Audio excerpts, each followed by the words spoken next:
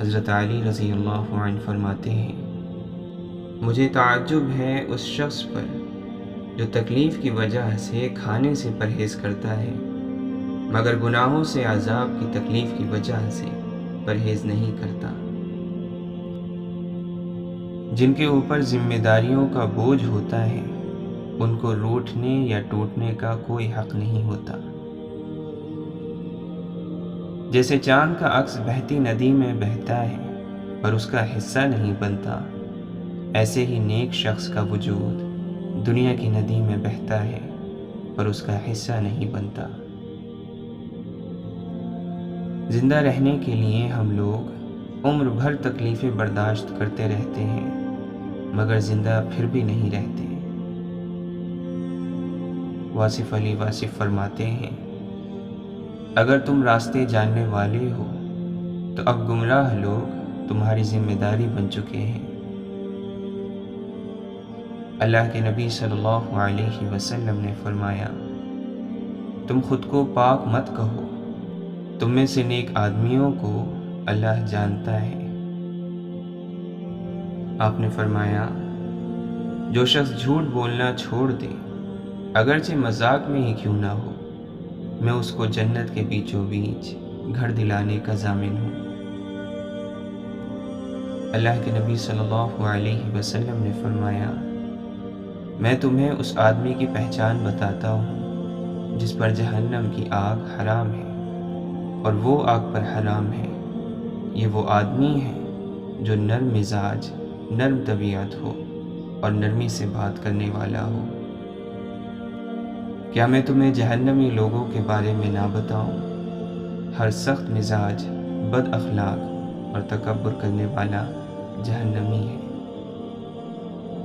اللہ تعالیٰ کے ذکر کے سوا زیادہ گفتگو نہ کیا کرو، کیونکہ اللہ تعالیٰ کے ذکر کے بغیر زیادہ باتیں کرنا دل کو سخت کر دیتا ہے اور ایسا آدمی اللہ سے بہت دور ہو جاتا ہے۔ بری صفات کے ذریعے مالدار نہ ہونا، ورنہ تم تو مالدار ہو جاؤ گے لیکن تمہاری قیمت کم ہو جائے گی۔ بے شک تمہاری سانسیں تمہاری عمر کا حصہ ہیں، بس انہیں فنا نہ کرو سوائے اپنے رب کی اطاعت میں۔ تم ایسے غلام ہو کہ جب زمانہ تمہاری زنگ آلود بیڑیاں اتار کر چمکدار بیڑیاں پہنا دیتا ہے تو تم اپنے آپ کو آزاد سمجھتے ہو۔ بہت سے لوگ ایسے ہیں جو اپنے سروں کو اتنا بلند کر لیتے ہیں کہ پہاڑوں کی چوٹیاں نیچے رہ جاتی ہیں، لیکن ان کی روحوں کو ناپا جائے تو تمہیں محسوس ہوگا کہ وہ ابھی تک تاریک غاروں میں رینگ رہے ہیں۔ لوگوں سے وہ سوال نہ کرو جو خدا نے انسانوں سے کرنے ہیں۔ تمہارا مذہب کیا ہے؟ تم نے عبادت کی؟ تم نے روزہ رکھا؟ لوگوں سے وہ سوال کرو جو انسان کو انسان سے کرنے چاہیے۔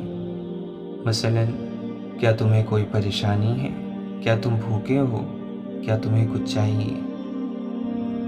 جب دعا مانگو تو دل کو حاضر رکھو اور یہ گمان رکھو کہ تمہاری ضرورت تمہارے دروازے پر ہے۔ بہت سی باتوں کا جواب صرف خاموشی کے ساتھ دینا بہتر ہوتا ہے۔ جسم کا روزہ عذاب کے ڈر سے اور ثواب کی آرزو میں کھانے اور پینے سے پرہیز کرنا ہے، اور روح کا روزہ اپنے جسم کو گناہوں سے بچانا اور تمام برائی کے اسباب کو دل سے نکالنا ہے۔ بہترین دولت یہ ہے کہ انسان تمناؤں کو چھوڑ دے۔ امام حسن رضی اللہ عنہ سے کسی نے پوچھا کہ ہم موت سے کیوں گھبراتے ہیں؟ آپ نے فرمایا، کیونکہ تم نے اپنی آخرت کو برباد اور دنیا کو آباد کر لیا ہے، اور کوئی بھی انسان آبادی سے ویرانی میں جانا نہیں چاہتا ہے۔ جس نے اپنے دینی بھائی کو تنہائی میں نصیحت کی، اس نے اسے آراستہ کیا، اور جس نے اپنے بھائی کو سرعام نصیحت کی، اس نے اسے رسوا کیا۔ دوسروں کے سینے سے برائی کو ختم کرنے کے لیے اپنے سینے سے برائی کو جڑ سے اکھاڑ پھینکو۔ مومن اپنی دعا سے 3 میں سے ایک نتیجہ ضرور اخذ کرتا ہے۔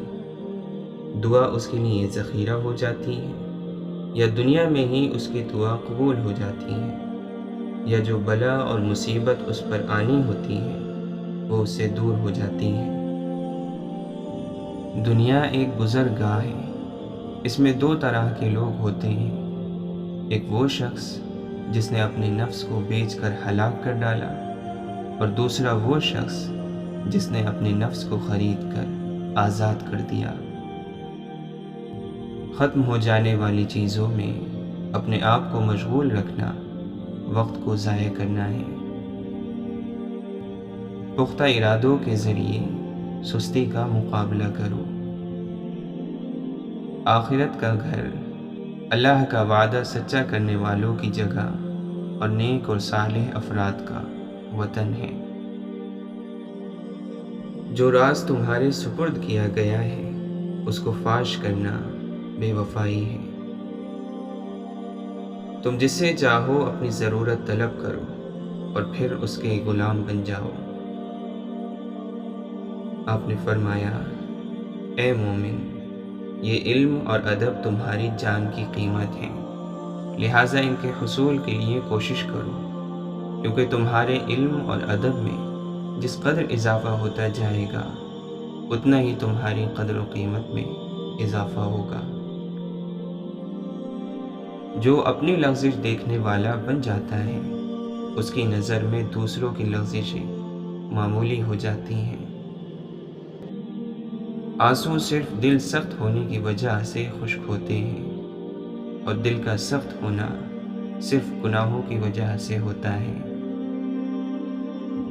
جو اللہ کی نافرمانی میں لذت محسوس کرتا ہے اللہ اسے ذلت سونپ دیتا ہے۔ آپ نے فرمایا، مجھے اس شخص پر تعجب ہوتا ہے جو اللہ کے انتقام کی شدت سے واقف ہے پھر بھی گناہ پر گناہ کیے جا رہا ہے۔ جو شخص اپنے عیبوں پر اپنے نفس کو ملامت کرے وہ بہت سے گناہوں سے بچ جائے گا۔ لذتوں کے خاتمے اور ان کے خراب نتیجوں کو ہمیشہ یاد رکھو۔ دنیا تو ایک خواب ہے جس پر مغرور ہونا ندامت کا سبب ہے۔ انسان کے نفس کا دنیا کی لذتوں سے رکے رہنا یہ سب سے فائدے مند روزہ ہے۔ تم لڑائی جھگڑے سے بچے رہو کیونکہ یہ دونوں دل کو بیمار کر دیتے ہیں۔ جو اللہ سے زیادہ ڈرتا ہے اس کی آفت کم ہو جاتی ہے۔ غم سے نجات نہیں بلکہ غم میں نجات ہے۔ اچھے ساتھی کو چھوڑنے کے نتیجے میں برا ساتھی مل جاتا ہے۔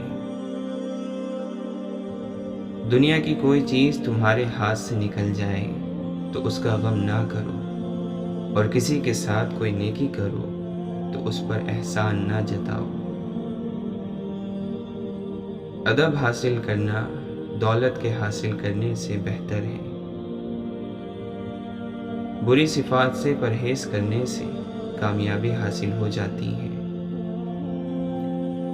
عاجز ترین انسان وہ ہے جو دوست بنانے سے بھی عاجز ہو، اور اس سے زیادہ عاجز وہ ہے جو رہے سہے دوستوں کو بھی کھو دے۔